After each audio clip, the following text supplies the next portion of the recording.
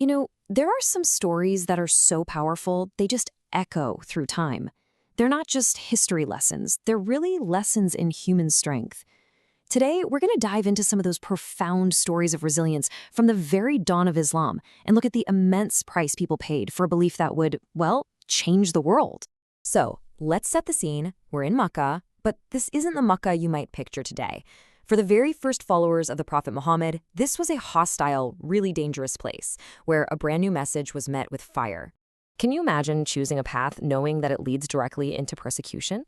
I mean, that was the reality for the earliest Muslims. The stakes were just unbelievably high, and every single declaration of faith was an act of profound courage against some pretty overwhelming opposition. And really, there's no story that captures this sacrifice better than that of the family of Yasir. They faced one of the most heartbreaking but also inspiring trials of this whole early period. So let's meet this family. You have Yasir, his wife Sumayyah, and their son, Ammar. Now here's the thing that made them so vulnerable. They weren't native to Makkah. They were outsiders without the protection of a big, powerful local tribe. Their only real alliance was with the Makhzum clan, and those are the very people who would soon become their tormentors. So what did the Makhzum clan do? They'd literally drag this family out into the open desert at high noon, the hottest time of day, when the sand is scorching hot, and they would torture them. And their only crime? They refused to give up their new faith. It's in this moment that it's reported the Prophet Muhammad passed by. He was unable to physically intervene against these powerful clans, but he gave from something that went way beyond just a physical rescue. He gave them a divine promise. He told them that their unimaginable suffering had a purpose, and their reward, well, their reward would be eternal. And Sumayyah, in an incredible act of defiance, refused to give in to her tormentors and was killed.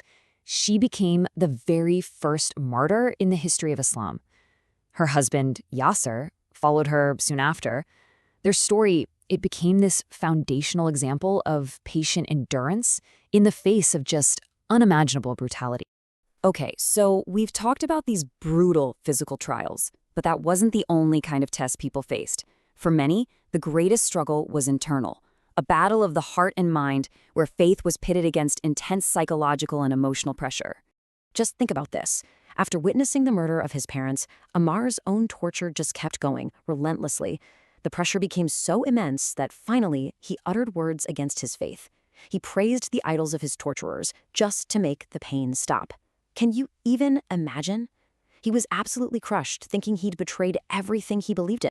So Ammar, completely distraught, goes to the Prophet, and the Prophet asks him a really simple question. What state do you find your heart in? And Ammar says, at rest with faith. His answer brings to light this crucial concept, the heart at rest. It's this idea that what's really in your heart is what counts, something that can't be shaken by words spoken under extreme pressure. And this wasn't just a comforting thought. It was actually confirmed by a divine revelation. A verse of the Quran came down that directly addressed Ammar's situation. It validated his faith and made it clear that what truly matters is that unwavering conviction deep inside your heart, not words that are forced out of you by torture. And these tests, they came in all shapes and sizes. For another companion, Sa'd ibn Abee Waqqaas, the test wasn't physical torture from an enemy. No, it was extreme emotional blackmail from the one person you'd least expect, his own mother. She basically weaponized his love for her, promising to starve herself to death unless he abandoned his faith. So for 3 days, he watches his mother get weaker and weaker from her hunger strike. He's facing this absolutely gut-wrenching choice. But his conviction was unshakable. He went to her and said these incredible words, making it crystal clear that his faith was not up for negotiation, not even for her life. His resolve was so complete that she finally gave up and ate. So we've seen physical trials, we've seen emotional trials. But for some, the test was all about worldly sacrifice. And this is perfectly captured in the story of a young man named Mus'ab ibn Umair. Okay, so picture this guy, Mus'ab. He's basically the it boy of Makkah, known for the best clothes, the most expensive perfumes, a life of total luxury. But then he secretly embraces Islam, and his entire world gets turned upside down. His family takes everything from him, his fancy clothes, his money, his status. They even imprison him.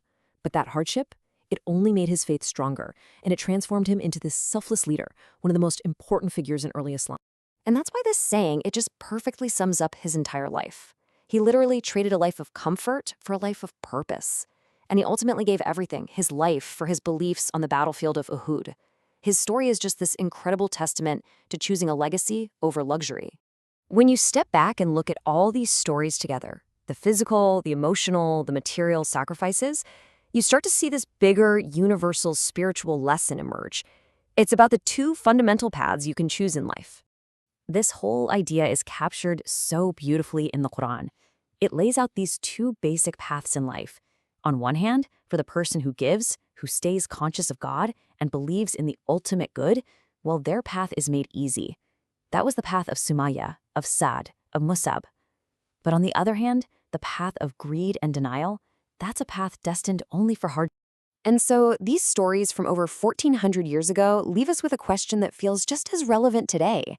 Whether it's facing physical force, emotional manipulation, or the loss of worldly comfort, these individuals found a source of absolutely unbreakable strength. And it really makes you think, right?